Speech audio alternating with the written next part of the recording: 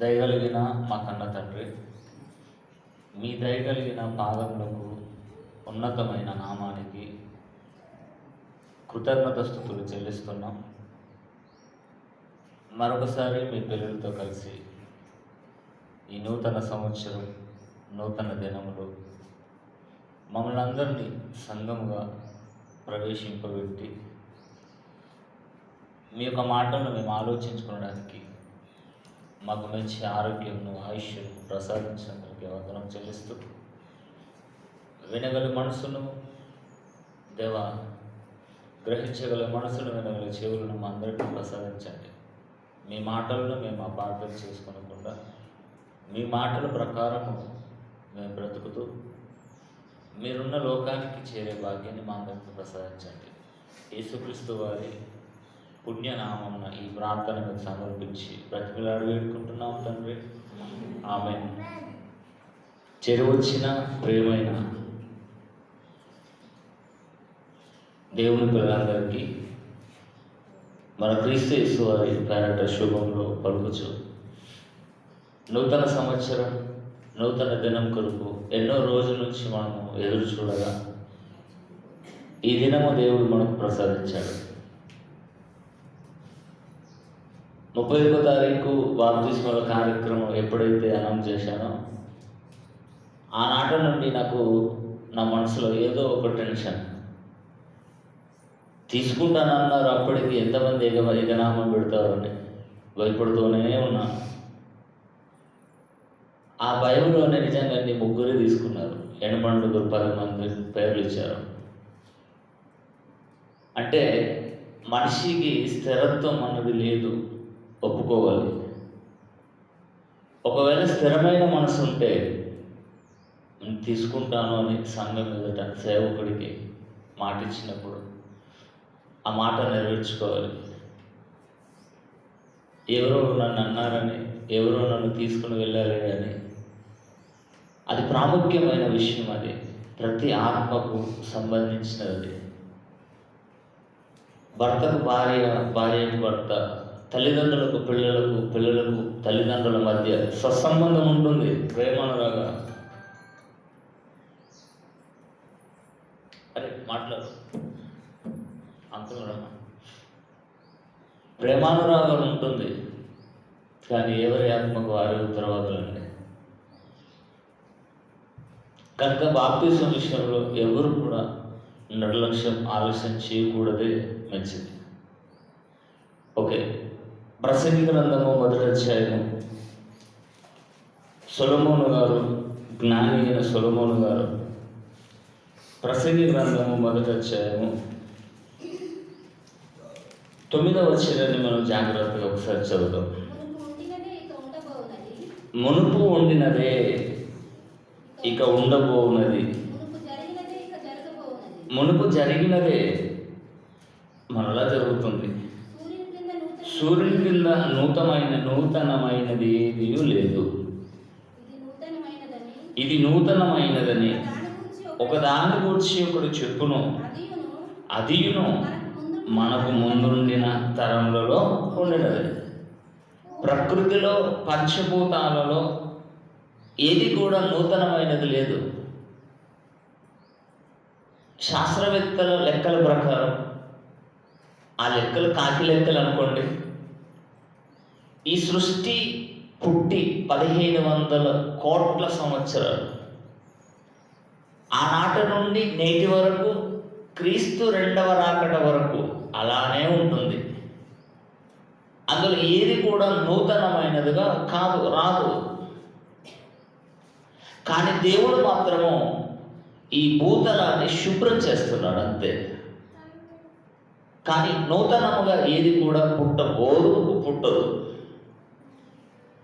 ఇక ప్రజలందరూ, సమాజము, ప్రపంచమంతా నూతనమైంది ఏదో వస్తుంది. ఈరోజు లేనిది రేపెక్కడ ఒకళ్ళు వస్తుందండి. ఈరోజు ఉన్నదే రేపు ఉంటుంది, రేపు ఉన్నదే ఎల్లుండి ఉంటుంది, ఈ నెలలో ఉన్నదే మళ్ళీ చిన్నలు ఉంటుంది. కానీ దేవుడు ఒక మాట ఏమన్నాడంటే, మనసుకు, హృదయానికి నూతనం కావాలి. మనుషుల మనసులు నూతనపరచబడాలి. ఈ ప్రకృతి గురించి, ఈ పంచభూతాల గురించి నూతనమైనది ఏదైనా వస్తుందని ఎదురు చూడకండి. స్వయాన నేనే చెప్తున్నాను, మీకు నేను నూతన మనసును దయచేస్తాను అన్నాడు. యెహెజ్కేలు గ్రంథము 36వ అధ్యాయము, యెహెజ్కేలు గ్రంథం 36వ అధ్యాయం 26వ వచనం. యెహెజ్కేలు గ్రంథం 36వ అధ్యాయం 26. నూతన హృదయము మీకిచ్చేదను, నూతన స్వభావము మీకు కలుగజేసేదను. స్వభావం అన్నది మార్చుకోవాలి. స్వభావము మార్చేటట్టుగా నేను చేస్తాను అంటున్నాడు దేవుడు. పేజ్ నెంబర్ 718 ఏమంటున్నాడు? నూతన హృదయము మీకు ఇచ్చేదను నరులారా, భూమి మీద నా పిల్లలారా. నూతన మనస్సు, నూతన హృదయం నేను మీకు ఇస్తాను. అందుకే ప్రార్థన చేస్తారు కదండి, దేవా ఒక మంచి నూతనమైన ఆలోచన మాకు ప్రసాదించండి అని. నూతనమైన మనస్సు, స్వభావం మాకు దయచేయండి తండ్రి అని ప్రార్థన చేసినప్పుడు దేవుడు ఆ ప్రార్థన విన్న మేరకు నూతన స్వభావాన్ని మనకు దయచేస్తాడు.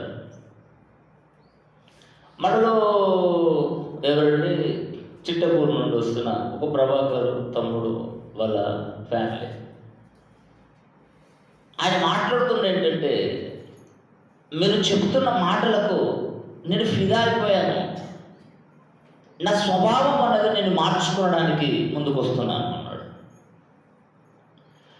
అతనట ప్రతి 31వ తారీఖు ఎక్కడో ఉండేవాడట.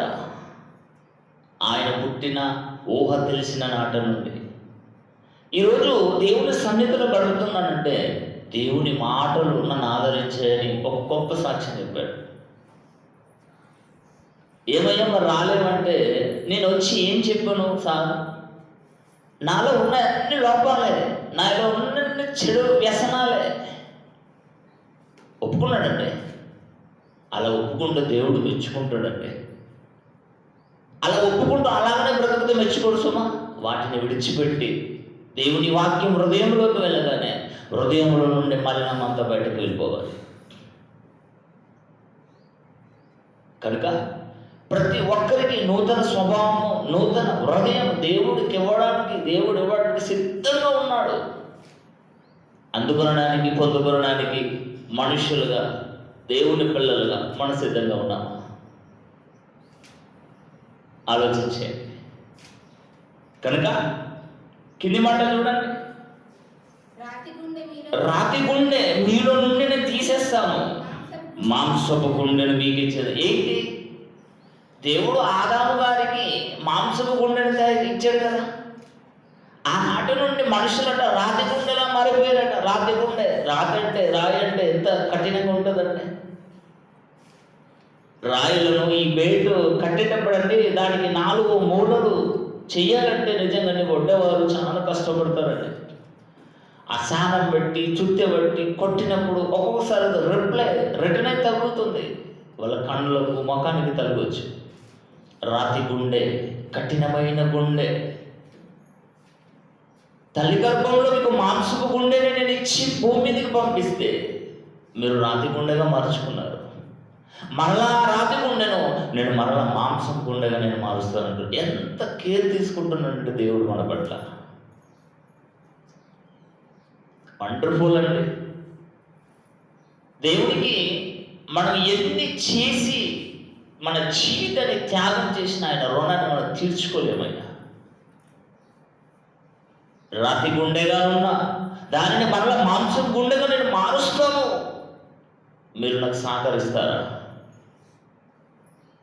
చిన్నపిల్లలు చూడడం స్నానం చేయించేటప్పుడు వాళ్ళు సహకరించాలి. సహకరిస్తే చక్కగా చేయిస్తాం. సహకరించలేదు అనుకోండి మనం చేయించలేమండి. చిన్న ఉదాహరణ, అందరూ చేపిస్తారు కాబట్టి. ఎందుకంటే నా పిల్లలకు నేను చేపిస్తాను. ప్రతి వారం నాదే డ్యూటీ, ఆదివారం నాదే డ్యూటీ. వాళ్ళకి తల కొయ్యాలి, వాళ్ళకు ఈపు రాకాలి, అన్ని రకాలు ముందే చెప్తారు. మీరు సహకరించాలి, సహకరిస్తేనే చేయిస్తానంట. సహకరిస్తాను డాడీ.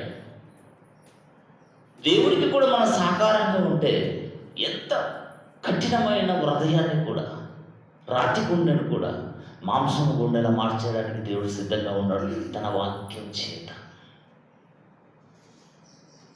కనుక కీర్తన గ్రంథము 51వ అధ్యాయము 10వ వచనం. కీర్తన గ్రంథము 51వ అధ్యాయం 10వ వచనం. దేవా నా యందు శుద్ధ హృదయం, శుద్ధ నెయ్యి అంటాడు, శుద్ధ శుద్ధ బిస్కెట్ అంటే తినే పదార్థాలు ఎంత శుద్ధిగా ఉంటే ప్రజలు ఎంత నచ్చుతారో, నా యందు కూడా శుద్ధ హృదయాన్ని కలుగజేయము. నా అంతరంగంలో స్థిరమైన మనస్సు ఉండాలి ప్రతి ఒక్కరికి. నూతనంగా పుట్టించు తండ్రి అని కీర్తనకారుడు దేవునికి మొరపెడుతున్నాడు. ప్రతి ఒక్కరికి స్థిరమైన మనస్తత్వం ఉండాలి. అస్థిరత్వమైన మనసుతో మనుషులు బ్రతకలేరండి. కుటుంబాలలో కూడా అటువంటి మనస్తత్వంతో ఉన్నవారిని ఏగడం చాలా కష్టం అండి. ఇక రాసుకున్నది పూసుకున్నది ఎటు పోతుంది, కోసుకున్న పోదన్నట్టుగా అది భార్యలోనే ఉండొచ్చు, భర్తలోనే ఉండొచ్చు, పిల్లల్లోనే ఉండొచ్చు, తల్లిదండ్రుల్లోనే ఉండొచ్చు. అస్థిరత్వం ప్రపంచమంతా అస్థిరత్వంలోనే ఉంది. అది ఎరిగిన కీర్తనకారుడు, దేవా నాకైతే అటువంటి అస్థిరత్వం నాకొద్దు, స్థిరమైన మనస్సును నాకు ప్రసాదించండి తండ్రి అని మొరపెట్టినప్పుడు వెళ్ళైనా నీవు అనుకున్నట్టు నేను స్థిరపరుస్తాను. దేవుడు మనం ఏది కోరుకుంటే అది ఇవ్వడానికి సిద్ధంగా ఉన్నాడు. ఎందుకంటే ఆయన మన తండ్రి, మనం ఆయన పిల్లలు. కీర్తన గ్రంథం 72వ అధ్యాయం 5వ వచనం. కీర్తన గ్రంథం 72వ అధ్యాయం, కీర్తన గ్రంథము 72వ అధ్యాయము 5వ వచనం అండి. సూర్యుడు నిల్చున్నంత కాలం, చంద్రుడు నిల్చున్నంత కాలం ఆదాము తరము నుండి క్రీస్తు రెండవ రాకడ వచ్చేంత వరకు ఎన్ని తరాలైతే భూమి మీదకి వస్తాయో జనులు నా యందు భయము భక్తి కలిగి ఉండాలని దేవుడు కోరుకుంటున్నాడు. ఒకరోజు కాదు, 2 రోజులు కాదు, ఒక వారం కాదు, ఒక నూతన సంవత్సరమే, నూతన దినంలోనే కాదు, తరతరాలు మనిషి భూమిని విడిచేంత కాలం, తల్లి గర్భంలో నుండి భూమి మీదకి వచ్చిన నాట నుండి ఈ భూమిని విడిచే కాలం అంత వరకు దేవుని యొక్క భయముతో భక్తితో బ్రతకాలని దేవుడు కోరుకుంటున్నాడు.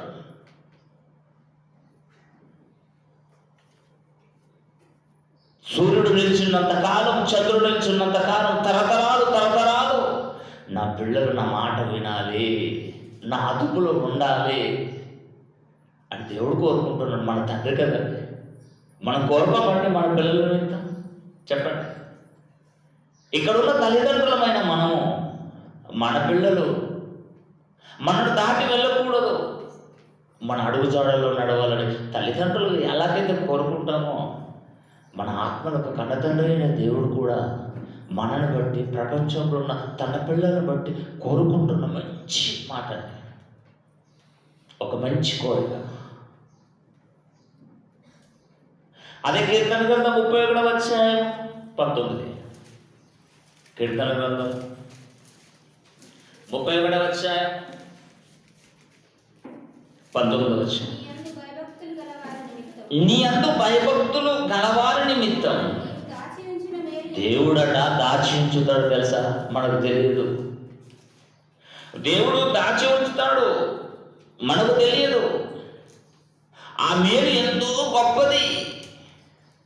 నరుల ఎదుట నిన్ను ఆశ్రయించే వారి నిమిత్తం నీవు సిద్ధపరిచిన మేలు ఎంతో గొప్పది. కీర్తన గ్రంథము 31వ అధ్యాయము 19వ వచనం, 467 పేజీ నెంబర్. దేవుడు మనుషుల నిమిత్తం ఎంతో చేయాలనుకుంటున్నాడు. తన పిల్లల నిమిత్తం, మన నిమిత్తం దాచించాడట. ఆ దాచిన్నది మనం త్రవ్వుకోవాలి అంటే సింపుల్. ఆయన యందు భయముతో భక్తి గల వారి నిమిత్తం నీవు దాచి ఉంచిన మేలు ఎంతో గొప్పది. ఇందాక అన్నగారు ప్రార్థన చేశాడే, ఈ సంవత్సరం మాకు ఇచ్చాము అంటే మా నిమిత్తం మీకు పని ఉంది. మా నిమిత్తం దాచిన మేలులు మా పట్ల జరిగిస్తాడు. జరిగించాలంటే ఆయన యందు మరియు భయముతో భక్తితో బ్రతకాలి.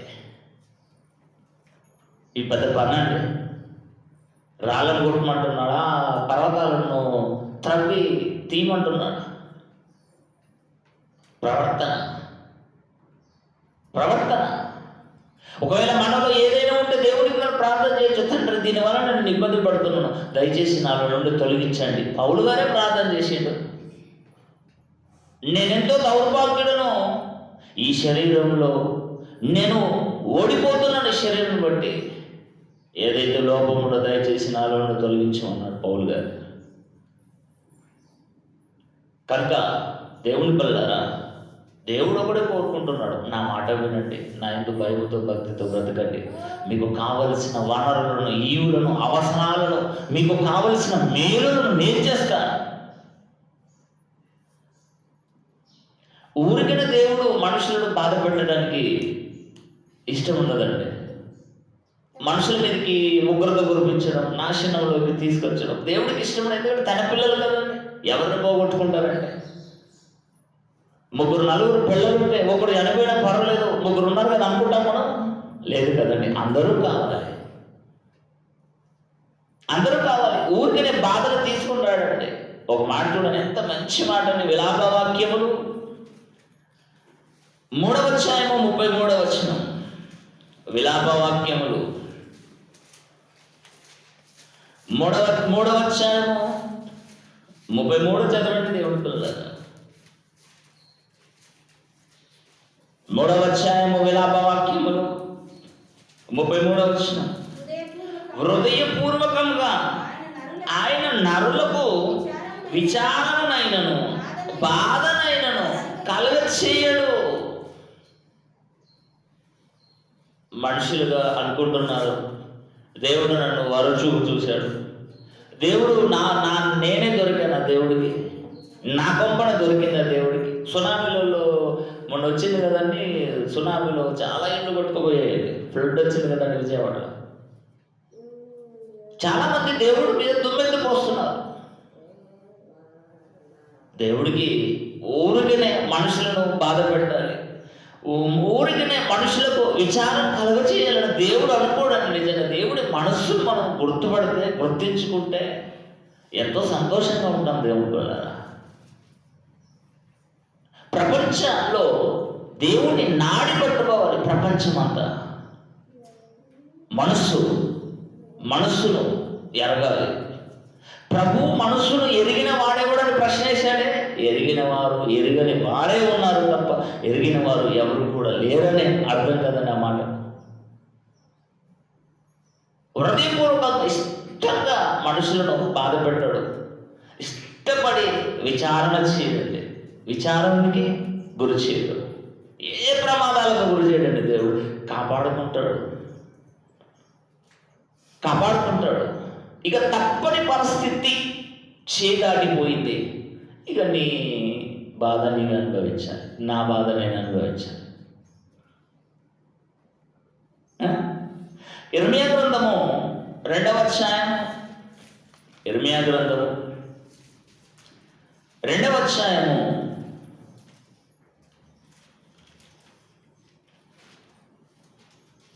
17వ వచనము 19వ వచనాన్ని మనం చదవమండి. ఇర్మియా గ్రంథము 2వ అధ్యాయము. నీ దేవుడని యెహోవా దేవుడు మంచి మార్గంలో నడిపించడానికి ప్రయత్నం చేస్తాడు. దేవుణ్ణి విసర్జించటం వలన మనకి ప్రపంచమే మనుషులకే ఈ బాధలు కలుగ చేసుకుంటున్నారు. ఎందుకు ఎయిడ్స్ వచ్చింది? ఎందుకు క్షామం వచ్చింది? ఎందుకు డెంగ్యూ వచ్చింది భూమి మీదకి? ఎందుకు కరోనా వచ్చింది? మనుషులను దేవుడు మంచి మార్గంలో నడిపిస్తుండగా నడవట్లేదండి. ఇప్పుడు ఒక చిన్న న్యూస్ చూశానండి. నిన్నటి దినమున 4:30 నుండి 7:30 వరకు పార్సల్ తెప్పించుకుంటారు కదండి. పార్సల్ ఇప్పుడు ఏంటంటే ఎవరు అనట్లేదండి. ఇంట్లో కిచెన్ అంతా ఖాళీ, బోసిపోతున్నాయి, కిచెన్లు అన్నీ బోసిపోతున్నాయి. ఆడపిల్లలకు చాలా రెస్ట్ అండి. ఎప్పుడైతే ఈ ఆన్లైన్ పుణ్యాన ఫుడ్ డెలివరీ చేసుకుంటున్నారో, ఆర్డర్ పెట్టుకుంటున్నారో, తల్లులకు మహా విశ్రాంతి. ఆ విశ్రాంతిని దేంట్లో పడుతున్నారు తెలుసా? టీవీలు, సెల్ ఫోన్లు, సోషల్ మీడియా, రీల్స్ చేస్తున్నారండి. ఎందుకో ఏమో పిచ్చి, రీల్స్ పిచ్చి. ఇక నిన్న 5:30 నుండి 7:30 వరకు అండి వేల సంఖ్యలో కాండమ్స్ ఆర్డర్ పెట్టారండి. ఆ సంస్థ న్యూస్ విడుదల చేసింది ఈరోజు. కాండమ్స్ ఎందుకండి? 5:30 నుండి 7:30 వరకు ప్రపంచం ఎలా మారిపోతుందండి. ఎయిడ్స్ రాదా? మరి తెగులు రాదా భూమి మీదకి? ఆ న్యూస్ చదువుతూ ఉంటే నిజానికి బాధ అనిపించింది, ఆశ్చర్యం అనిపించిందండి. యూత్ ఎలా చెడిపోతుందండి. మనక వీడియో వచ్చింది. హైదరాబాద్లో ఉన్నట్టండి ప్రతి రాష్ట్రాల నుండి, ప్రతి దేశం నుండి, హైదరాబాద్ ఇప్పుడు సిటీగా మారింది కానీ మనకు చాలా భారతదేశంలో తల్లిదండ్రులు కూలీ నాలి చేసి తన పిల్లలను ఉన్నత చదువులు చదవాలని పిల్లలను పంపిస్తే, ఆడపిల్లలు కాలేజీ, ఇంటర్, డిగ్రీ పెద్ద చదువులు చదువుతున్న కాలేజీ ఇంజనీరింగ్ విద్యార్థినులు వ్యభిచారులుగా మారారండి. 4 గంటల వరకు కాలేజీకి వెళ్ళి 4 నుంచి 11 గంటల వరకు బుకింగ్ చేసుకుంటారు. ఒక ఆన్లైన్ బుకింగ్ కూడా వచ్చిందండి, యాప్. అది ఒకప్పుడు వెస్ట్రన్ కల్చర్లో ఉండేది, అది భారతదేశానికి కూడా దిగుమతి అయిందండి. అందులో అందరూ కాలేజీ స్టూడెంట్స్, ఇంజనీరింగ్ విద్యార్థులు, డాక్టర్ విద్యార్థులే. ఎలా మారిపోతుందండి. ఇక్కడ దేవుడే ఉంటాడు చూడండి. ఆనాడు ఇశ్రాయేలీయులు, ఈనాడు ప్రపంచాన్ని, ఈనాడు క్రైస్తవులు. దేవుడుట నీ దేవుడని యెహోవా, మన దేవుడని యెహోవా ఆ రోజు ధర్మశాస్త్రం అనే మార్గంలో నడిపించడానికి ముందుకొచ్చాడు. ఈరోజు క్రీస్తు ద్వారా ప్రపంచానికి మార్గం వేసి ఆ మార్గంలో నడిపించుచుండగా ఆ మార్గాన్ని, దేవుణ్ణి విసర్జించి మీకు మీరే బాధను తెచ్చుకుంటున్నారు. మిమ్మల్ని బాధ పెట్టడం నాకు ఇష్టం లేదు. నా హృదయపూర్వకంగా నేను ఇష్టపడను. మీరు బాధపడుతుంటే నేను చూచి ఆనందపడలేను. ఒక దుష్టుడు మరణించడం వలన నాకు సంతోషం కలుగునన్నాడు హెచ్కేల్ గ్రంథం 33వ అధ్యాయం. దుష్టులుగా మీరు మరణించకూడదు. నేను ఆలోచించమే పాఠం. దుష్టులుగా మరణిస్తే దేవుడికి సంతోషం లేదు. మన మరణం వలన దేవునికి మహిమపరచబడాలి. కఠినంగానే ఉంటాయండి దేవుని మాటలు, కఠినంగానే నేర్చుకోవాలి దేవుని పిల్లలు. కొందరికి ఇటువంటి మాటలు నచ్చక మరో లోకంలోకి తిరిగి వెళ్ళిపోతారు. విడిచిపెట్టండి వాళ్ళ గురించి. మనం ఎందుకంటే టెన్షన్ పడడం. ఎవరి గొయ్యి వారితో ఊరుకుంటారు. గొయ్యి తవ్వినవాడు గోతిలో పడతాడు అన్నట్టుగా గుడ్డివాడికి త్రోవ చూపిస్తే ఇద్దరు గొడ్డులో పడిపోతారు. చదవండి, ఎంత మంచి మాట అండి. నీ దేవుడని యెహోవా నిన్ను మార్గంలో నడిపించుచుండగా నీవు ఆయనను విసర్జించడం వలన నీవే ఈ బాధను కలుగజేసుకుంటావు కదా. 19 నీ దేవుడైన యెహోవాను విసర్జించుటయు నీకు నా ఎడల భయభక్తులు లేకుండుటయే కదా. మార్గాన్ని ఎందుకు విసర్జిస్తారు? దేవుని ఎందుకు భయభక్తి లేని వారే మార్గాలను విసర్జిస్తారండి. ఆలోచన చేయని దేవుని పిల్లలు. మనుషులకు భయభక్తి ప్రక్కన పెట్టండి. సంఘమందు భయము భక్తి ప్రకట పెట్టండి. ఒక సేవకుని యందు భయము భక్తి ప్రకట పెట్టండి. దేవుని యందే భయము భక్తి లేకపోతే ఎవరి యందు భయము భక్తి ఉండదు. కనుక ఈ బాధలు శ్రమకు కారణము నని నీవు తెలుసుకొని గ్రహించినట్లు నీ చెడుతనము నిన్ను శిక్షించును, నీవు చేసిన ద్రోహము నిన్ను గద్దించినని ప్రభువును సైన్యములకు అధిపత్యము యెహోవా సెలవిచ్చుచున్నాడు. నిన్ను చూడండి, డ్రంక్ అండ్ డ్రైవ్లో టెస్ట్ చేస్తే కొన్ని వేల కేసులు, వందల కేసులు, ఫుల్గా తాగి స్పీడ్ మీద బైకులు, ఎన్ని యాక్సిడెంట్లు అయ్యిందంటే అవి చూస్తూ ఉంటే బాధాకరంగా ఉంది. ఎంతమంది నిన్న భక్తిహీనులుగా బ్రతికి తన కాలానికి ముందే చనిపోయిన వారండి. నిన్నటి దినాన 31st ఇన్ ద నైట్. వాళ్ళ మరణం వలన దేవుడికి ఏమైనా సంతోషం కలుగుతుందా? మరి వారందరూ ఎక్కడికి వెళ్ళిపోయారు? అరణ్యంలోకి వెళ్ళిపోయారు. వారిని బట్టి దేవుడికి బాధనే తప్ప మహిమకరంగా ఎలా ఉంటుంది దేవుని పిల్లలు ఆలోచించండి. యెషయా గ్రంథం 59వ అధ్యాయము 13వ వచనం. యెషయా గ్రంథము 59 తిరుగుబాటు చేయుటయు 59:13. అందరు తీయండి, మంచి మాటలండి, బంగారు వాక్యాలు. ఈరోజు సంవత్సరం కొత్త దినం కదండి, వాగ్దానాల కొరకు బయలుదేరుతారు మనుషులు. ఏంటి ఆ వాగ్దానం? మనుషులకు నచ్చిన మాటలే.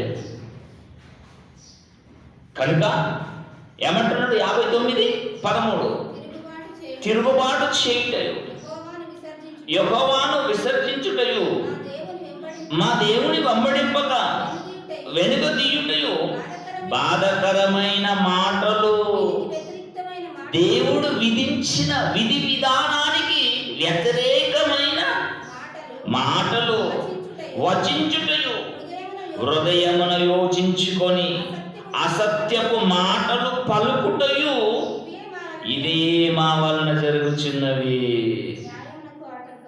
ఆలోచించండి. ఒకరోజు ఇశ్రాయేలీయులు, ఈరోజు క్రైస్తవులు. ఏమన్నా తక్కువదన్నారంటే క్రైస్తవులు? వారన్న ధర్మశాస్త్రానికి భయపడ్డారేమో కానీ ఈరోజు క్రైస్తవులు దేవుడు పెట్టిన విధి విధానానికి ఎవరు భయపడుతున్నారంటే అసత్యపు మాటలు. యూట్యూబ్లోనండి ఓపెన్ చేస్తూ ఉంటే ఎక్కడ చూసిన డిబేట్లే, ఎక్కడ చూసిన క్రీస్తవ అవమానమే. ఎవరి వల్ల? క్రైస్తవుల వలననే. ఆ పాటలు, ఆ గెంతులు, ఆ డ్యాన్సులు, ఆ తైతక్కలు, ఒళ్ళు మరచి ఆడమరచి నిద్రపోయినట్టుగా ఒళ్ళు మరిచి డ్యాన్సులు చేస్తున్నారండి. ఆడాని లేదు, మగాని లేదు. బ్రేక్ డ్యాన్సులు, డిస్కో డ్యాన్సులు, క్లబ్లో ఎలానైతే భక్తులై తూలుతారో అలా తుడుతున్నారండి రోడ్ల పంట. అసత్యపు మాటలు. దేవుడు ఎప్పుడో రాయించాడండి, మనకు తెలియక, మనము రీసెర్చ్ చేయక, లేఖనాలను పరిశోధించక ఇవన్నీ బైబిల్లో ఉన్నాయా అని ఆశ్చర్యపోతున్నారు, నివ్వరపోతున్నారు. ఇవన్నీ చెప్పేసరికి అక్కడ అసత్యపు మాటలకు అలవాటు పడిన మనుషులు ఈ మాటలు చెప్పగానే జీర్ణించుకుంటారంట. జీర్ణించుకోలేరండి. కనుక మా వల్ల కాదండి స్వామి అని చెప్తారు. దానికి మనం ఏం చేద్దాం చెప్పండి? దానికి మనం ఏం చేద్దాం చెప్పండి? అస్థిరమైన మనస్తత్వం గలవారు ఈరోజు క్రైస్తవులలో కోకొళ్ళులుగా ఉన్నారు.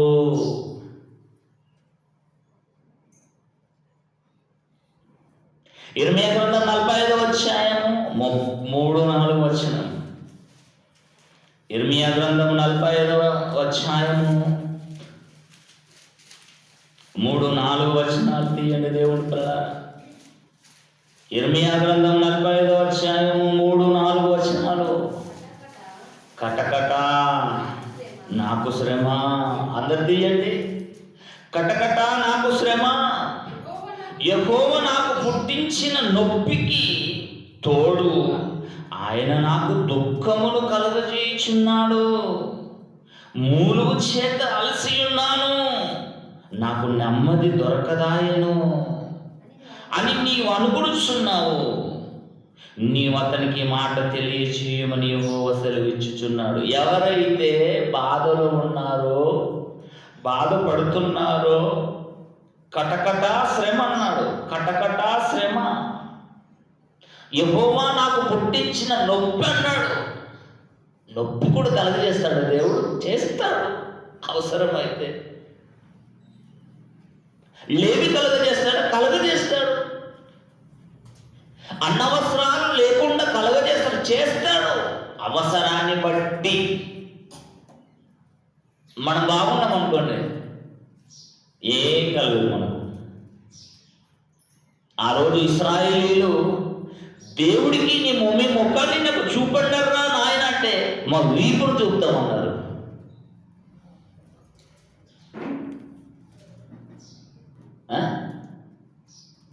అటువంటి వారికి నువ్వు తెలియజేయనిదేమనగా యెహోవా సెలవిచ్చుచున్నాడు, నేను కట్టిన దానిని నేను పడగొట్టుచున్నాను, నేను నాటిన దానిని పెళ్ళగించుచున్నాను, సర్వ భూమిని గూర్చి ఈ మాట చెప్పుచున్నాను చెప్పుమన్నాడు.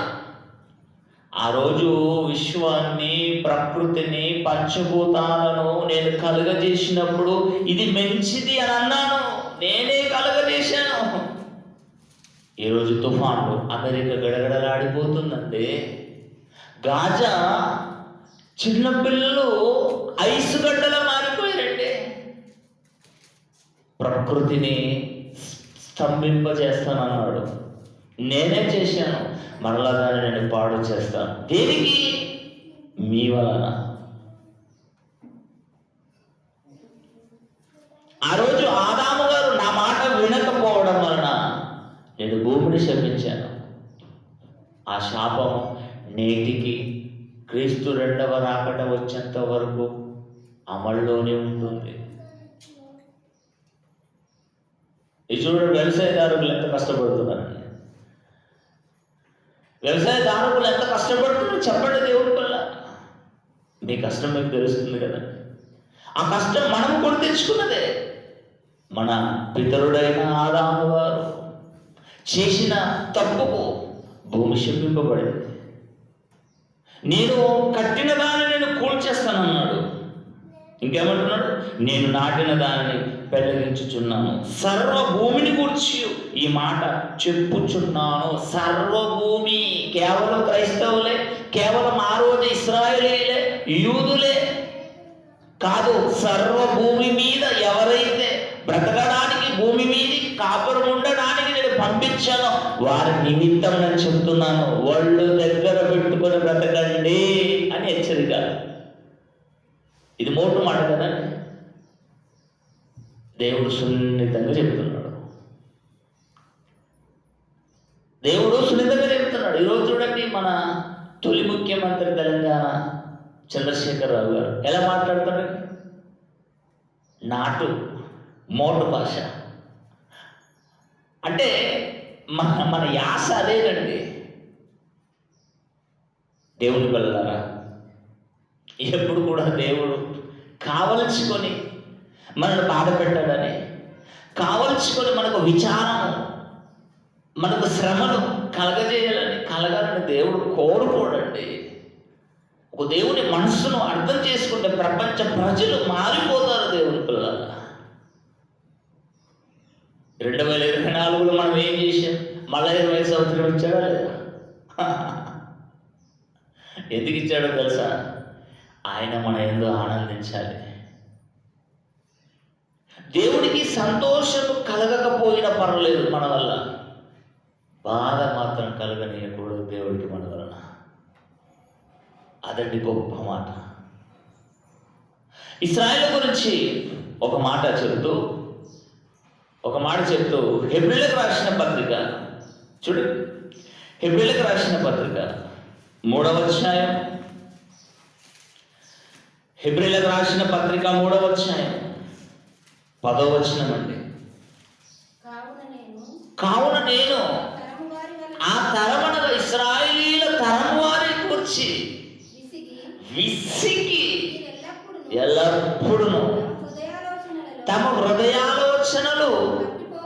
తప్పిపోయేచున్నారు, తప్పిపోయారు. నా మార్గములను తెలుసుకొనలేరు.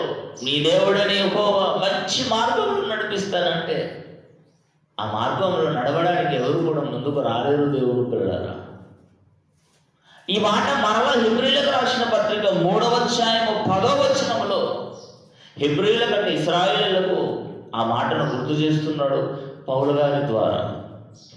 విసిగిపోయాడంటే పిల్లల పట్ల తల్లిదండ్రులు ఎంత విసుగుతారంటే, వారు చెయ్యకురా అన్నగానే చేస్తారు, విసిగిపోతారంటే ఏదని చావరా అని వదిలిపెడతారు. దేవుడు కూడా ఇశ్రాయేలీయుల పట్ల విసిగిపోయాడు. చెప్పి అలసిపోయాడు. నా పిల్లలు నెత్తినెక్కించుకుంటే వారు కాళ్ళతో తన్నారండి దేవుణ్ణి. ఎద్దు ఏంటంటే తన కామాంతం ఎరుగుతుంది, గాడిద సొంత వారి దొడ్డి ఎరుగుతుంది. కానీ ఇశ్రాయేలు పిల్లలకు తెలివి లేదు. పాపిష్టి జనం, దోషభరితనమైన ప్రజలు అన్నాడు. తెలివి లేదు మీకు. విసిగిపోయాను మీ గురించి. అందుకని నేను ఒక క్రొత్త రాజ్యాన్ని తయారు చేసుకుంటాను అని అన్నాడు. వారెవరు తెలుసా? మనమే క్రైస్తవులు.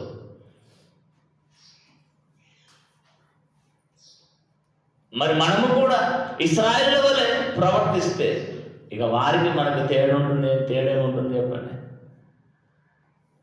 నోవాహు జల ప్రళయంలో నుండి దేవునికి నొప్పి కలిగిన నొప్పి నేటికి నొప్పిగానే ఉంది. ఆ నొప్పి గాయమైపోయింది. ఆ గాయం కట్టడానికి ఎవరు కడుతున్నారు చెప్పండి?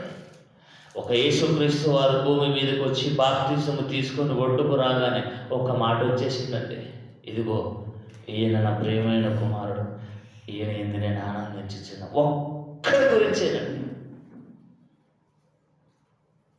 నేటికి 820, 30, 50 కోట్లు సుమారు మనుషుల వలన దేవుడు ఆనందపరచబడలేడు, సంతోషపరచలేదు. బాధలే తప్ప సంతోషం ఎక్కడదండి దేవుడికి. ఒక నా ప్రియ కుమారుడు, ఈయన యందు నేను ఆనందించినాను. తెలుసు కదా నా మాట, మత్తయి సువార్త 4వ అధ్యాయంలో ఉంటుంది. కనుక ప్రియమైన దేవుడు పిల్లలారా, కీర్తన గ్రంథం 139వ అధ్యాయము 23-24 చూద్దామా? కీర్తన గ్రంథము 139వ అధ్యాయము 23-24.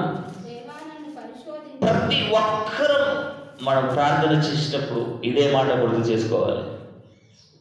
ప్రతిసారి ఈ మాట గురించి మనం ఆలోచించాలి.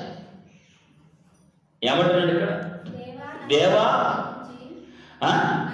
నన్ను పరిశోధించి నా హృదయమును తెలుసుకొనుము, నన్ను పరీక్షించి నా ఆలోచనలు తెలుసుకొనుము తండ్రి. నీకు ఆయాసకరమైన మార్గం నా యందు ఉన్నదేమో దయచేసి ఏమంటున్నాడు? చూడుము, నిత్య మార్గమున నన్ను నడిపింపము, నిత్యము జీవించే లోకానికి వెళ్ళే మార్గంలో నన్ను నడిపించు తండ్రి అని ప్రార్థన చేయాలండి. ఎందుకంటే మనుషులుగా మనం ఎప్పుడు కూడా తప్పిపోతాం, పాపంలో పడిపోతాం. అందుకే మనల్ని ప్రేమించి నిత్య మార్గంలో నడిపించడానికి ఆయన కుమారుని ఈ లోకానికి పంపించి ప్రాణదానం చేశాడు, కృపాదానం చేశాడు, రక్తదానం చేశాడు, శరీరదానం చేశాడు. ఆ శరీరానికి సాదృశ్యమైన రొట్టె, ఆ రక్తానికి సాదృశ్యమైన ద్రాక్షరసం తీసుకునడం వలన మన పాపాలకు విముక్తి కలుగుతుంది. ఎంత మంచి మాట! సామెతల గ్రంథం 14వ అధ్యాయం 12వ వచనం చదవండి దేవుని పిల్లలైన. సామెతల గ్రంథం 14వ అధ్యాయము 12. ఒకని ఎదుట సరి అయినదిగా కనబడు మార్గం కలదు, అయితే అది తుదకు మరణంకు దారి తీయును అన్నాడు. కనుక ఎప్పుడు కూడా మనం నడిచే మార్గం సరి అయినది, మనం ఆలోచించే మాట సరి అయినదని ఎప్పుడు కూడా మనమే డిసైడ్ కాకూడదు. వాక్యాన్ని జోడించాలి. అక్కడ వాక్యం దగ్గరికి తీసుకొని రావాలి. స్కానింగ్. ఈరోజు గర్భవతులుగా ఉన్న తల్లులను పిండం ఏ రీతిగా ఎదుగుతుందో, లోపల ఆరోగ్యంగా ఉందా, బాగుందని స్కానింగ్ తీస్తారు కానీ సోనోగ్రఫీ అంటారు. అప్పుడు తీసినప్పుడు అంటే పిండం కదులుతుంది. ఆ అమ్మాయి కదులుతుంది, ఆరోగ్యంగా ఉంది. అంటే ఇప్పుడు మనం ప్రతి ఒక్కటి ఒకటి ఎదుట సరి అయినదిగా కనబడే మార్గం. అది ఆలోచన, అది పని, అది కుటుంబ పని, అది దేవుడి పని, ఏదైనప్పటికీ మనం చేస్తున్నది సరి అయినదా కాదా అని మనకు మనము డిసైడ్ అయ్యి మార్పులు వేసుకోకూడదు.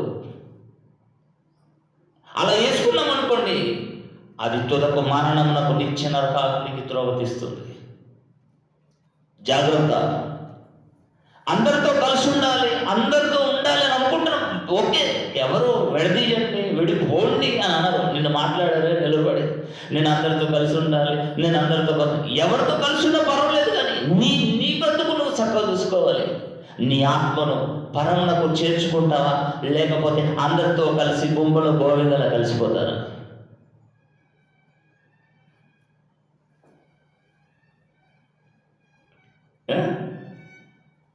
పద్నాలుగు వచ్చిన చూడండి, 14 వచ్చిన. భక్తి విడిచిన వాని మార్గంలో వానికి వెక్కసమగును, మంచివాని స్వభావము వానికి సంతోషమిచ్చును. మంచి స్వభావంతో కలిగి ఉంటానండి, సంతోషాన్ని ఇస్తుంది. దేవుడు ఎంతగా మనకు పెట్టాడు, ఆ లిమిట్స్ దాటకూడదు. సంఘంలోనైనా దేవుడు కొన్ని లిమిట్స్ ఇస్తాడు. కొందరికి అర్హతలు ఇస్తాడు. అర్హతలను దాటి మించిపోకూడదు. సంఘానికి వ్యతిరేకమైన పనులు మనం చేసేది మనకు వెక్కసమైపోతుంది. మనం అనుకుంటాం నేను బాగునే చేస్తున్నాను, మనం అనుకుంటాం మనమే మెచ్చుకుంటాం, కానీ అది చివరికి ఎక్కడికి వెళ్ళిపోతుంది? మరణానికి దారి తీస్తుంది. వాక్యాన్ని తీసుకుంటారండి, వాక్యం దగ్గరికి రండి. వాక్యం యాక్సెప్ట్ చేస్తే రైట్ యాక్సెప్టెడ్. మనకుంది కదా చట్టం. ఈరోజు లా సెక్షన్ ఎందుకంటే ఈరోజు దొంగలకు కానీ తప్పు చేసిన వారికి పోలీస్ స్టేషన్లు ఎందుకున్నాయి, కోర్ట్స్లు ఎందుకున్నాయి? పోలీస్ స్టేషన్ అరెస్ట్ చేసి ఎఫ్ఐఆర్ నమోదు చేసి కోర్టులకు తీసుకెళ్తారు. జడ్జిమెంట్ డే అప్పటిదాకా ఎదురు చూస్తారు. మనం అనుకున్నది కరెక్ట్ అని మనం ఎలా అనుకుంటాం, అలా అనుకుని దేవుడికి బాధ కలిగిస్తున్నామండి మన వలన.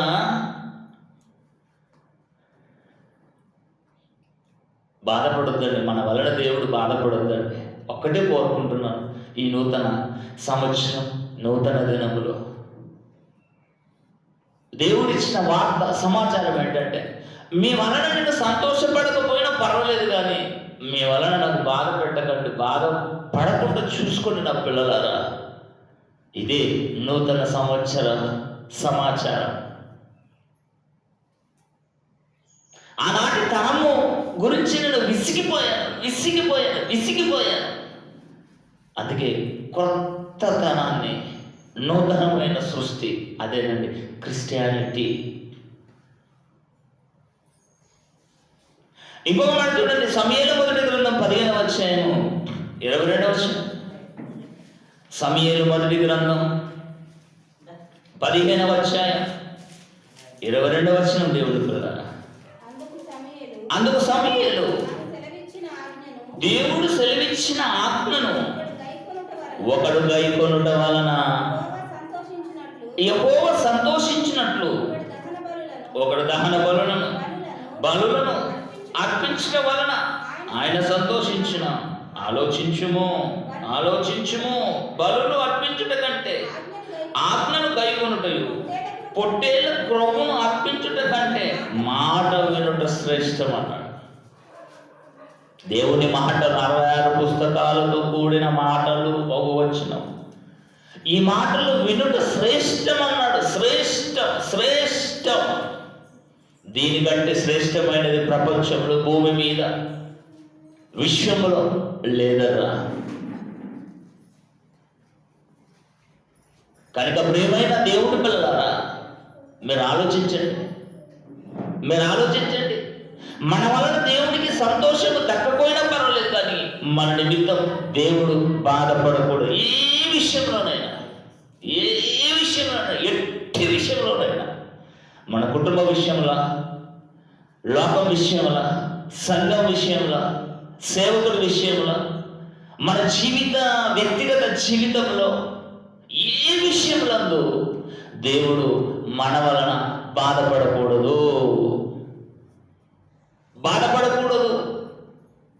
ద్వితీయోపదేశకాండం 30వ అధ్యాయం 10వ వచనం.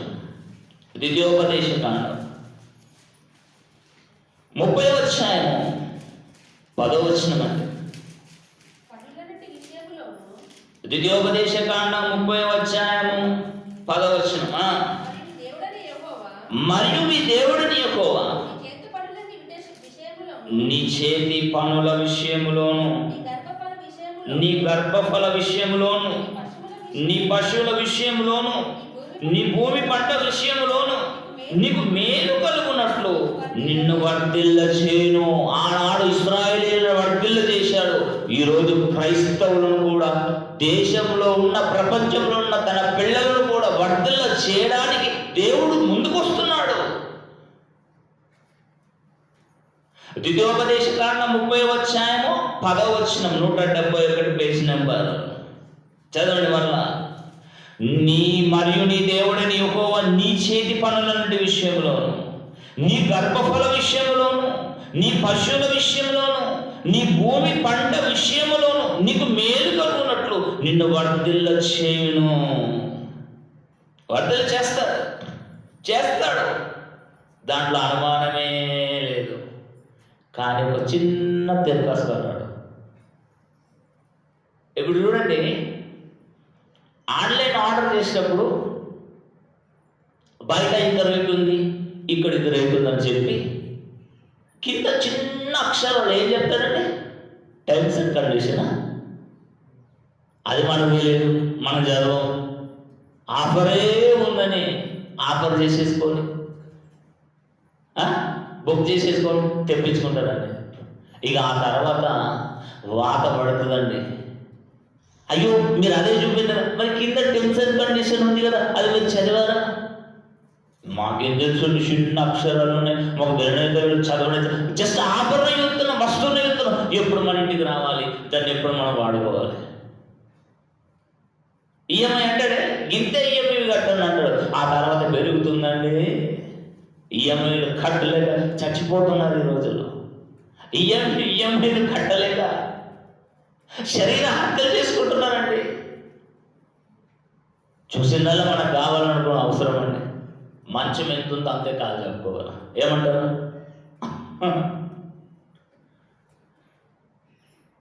ఎప్పుడు మనకు దేవుడు ఇవ్వాలో అడగండి. దేవా ఇదైతే లేదు, మీకు తెలుసు, అలానే నాకు కావాలని అనుకుంటలేను, మీ చిత్తం అయితే దయచేయండి తండ్రి. అదే కదండి, ఆలోచించండి. కారు తీసుకున్నాం కదండి, కారు తీసుకున్నప్పుడు అంటే ఎక్కడంటే అక్కడ ప్రయాణం చేశానండి, ఈజీగా అయిపోయింది. ఎప్పుడైతే ఆ స్థలం తీసుకున్న తర్వాత ఒకరికి అమౌంట్ కట్టాలి, వాళ్ళు వేధించారండి. ఆ వేధించినప్పుడు ఇది ఉండి మనకెందుకు అని దాన్ని తీసేసి అమౌంట్ కట్ట క్లియర్ చేశానండి. ఇప్పుడు చూడండి, 2 వీలర్ మీద ప్రయాణం చేస్తూ ఉంటే వాసిపోతుంటుందండి, మెడకాయలు అన్నీ నొచ్చిపోతున్నాయి. ఈ నడమంతా ఏమైపోతుందంటే 5 కిలోమీటర్లు, 100 కిలోమీటర్లు ఓడ్చుకోవాలి. మరి కారు ఉన్నప్పుడు ప్రశాంతంగా వెళ్ళిపోయాం, బాగుంది.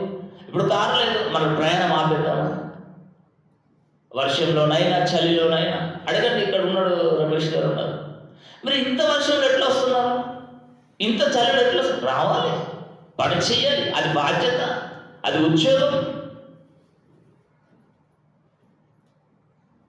ఏమంటున్నారు చూడండి ఇక్కడ 10వ వచనం కింది మాటలు. ఈ ధర్మశాస్త్రమందు రాయబడిన ఆయన ఆజ్ఞలను కట్టడలు నీవు గైకొని అని అన్నాడు. ఆడోడు పాత ధర్మశాస్త్రం ఇశ్రాయేలు, ఈరోజు కొత్త ధర్మశాస్త్రం క్రైస్తవులు. విధి విధానం సేమే. ఆ రోజు 10 ఆజ్ఞలు వారు గైకొన్నారు, ఈరోజు మనం 66 పుస్తకాలు మనం గైకొనాలి. ఈ 66 పుస్తకాల కంటే 10 ఆజ్ఞలు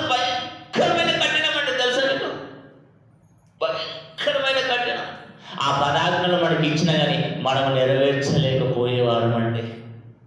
అందుకని దేవుడు మన మీద కృప చూపినానా, మీరేమి చేయగలరా, నా యందు నేను పెట్టిన విధి విధానాలను గ్రహిస్తూ నా యందు భయముతో భక్తితో బ్రతుకుతూ నేను మిమ్మల్ని పిలక పట్టుకొని మీ చెయ్యి పట్టుకొని మంచి క్రీస్తు మార్గంలో నడిపిస్తున్నాను కదా, నా వెంటారండి. అంతే.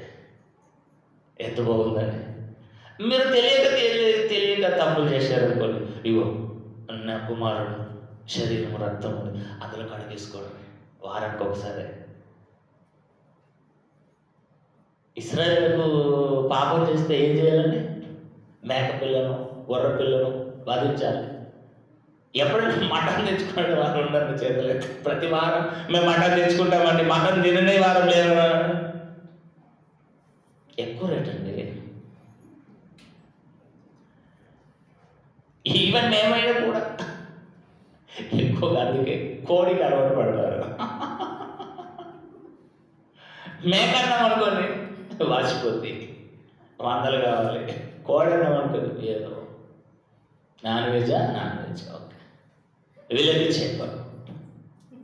మరి ప్రతిసారి చిన్న చిన్న తప్పులు పాపాలు చేసినప్పుడు మీరు మేకలు అర్పించండి, గొర్రెలు అర్పించండి, మన వల్ల అవుతుందండి. అరకిలో మటన్ తీసుకొచ్చుకొని వండుకొని మనం సుఖంగా తినలేని పరిస్థితులు ఉన్నాం. మనము పేదరిక పరిస్థితులు,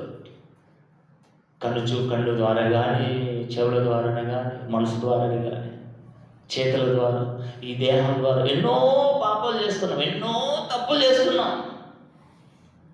ఆ తప్పులకు పాపాలకు నాయన ఇగో ఇంత రక్తం కావాలి, ఇగో ఇన్ని పశువులు కావాలి, ఇన్ని మేకలు కావాలి, ఇన్ని గొర్రెలు కావాలని వారం లెక్క పెట్టి మెసేజ్ పంపించింది అనుకోండి, వాట్సాప్లో మెసేజ్ వచ్చినట్టుగా.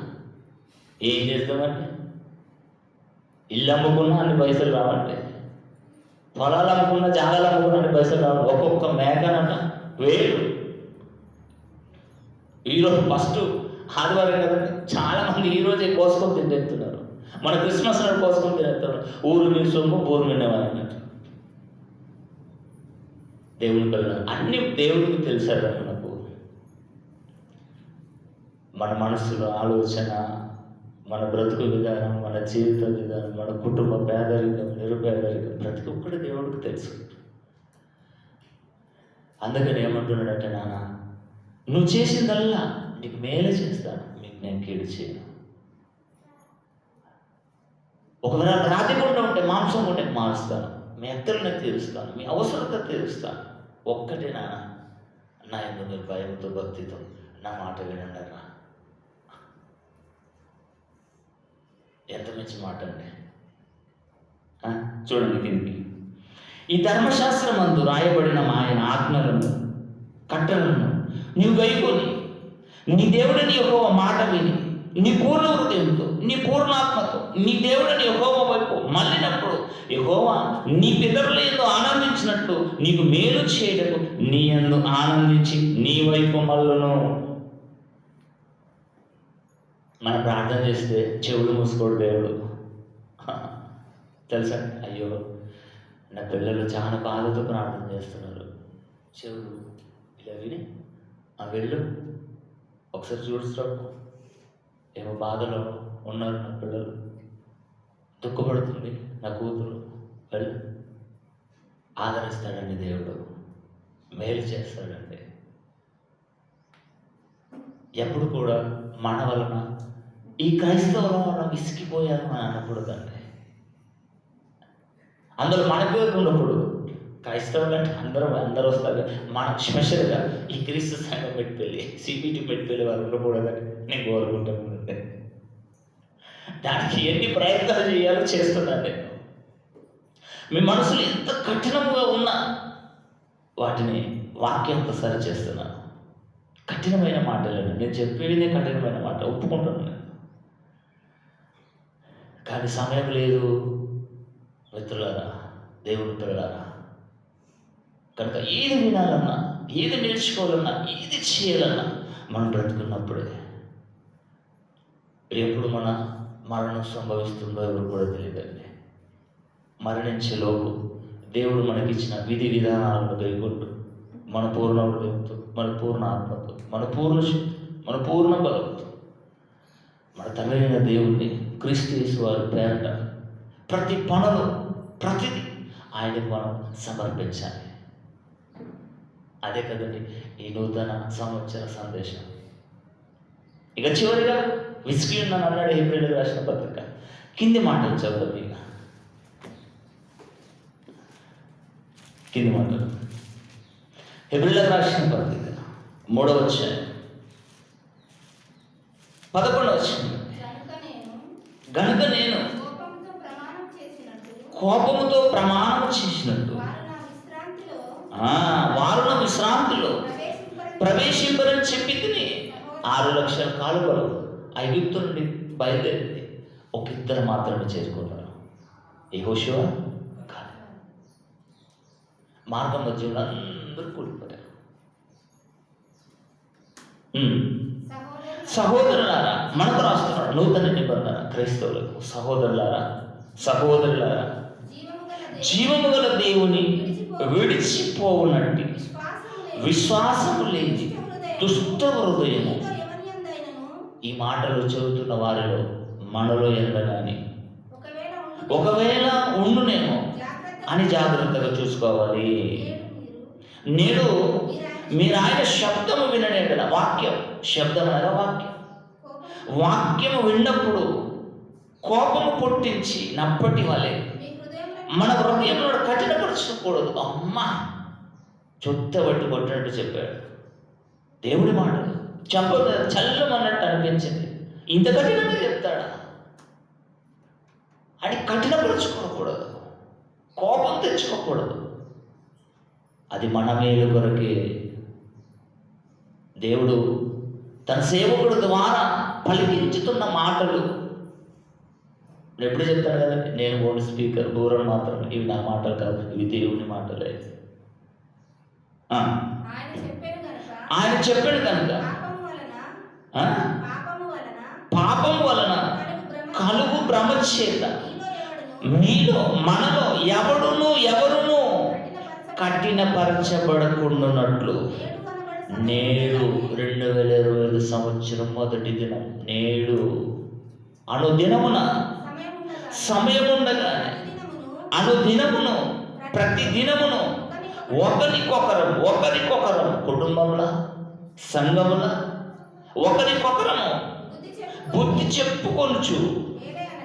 చెప్పుకొని ఏలైనగా మొదట నుండి మనకు దృఢ విశ్వాసం అంతము మట్టుకు గట్టిగా చేపట్టిన ఎడలనే క్రీస్తులో పాలివారమై ఉందుము.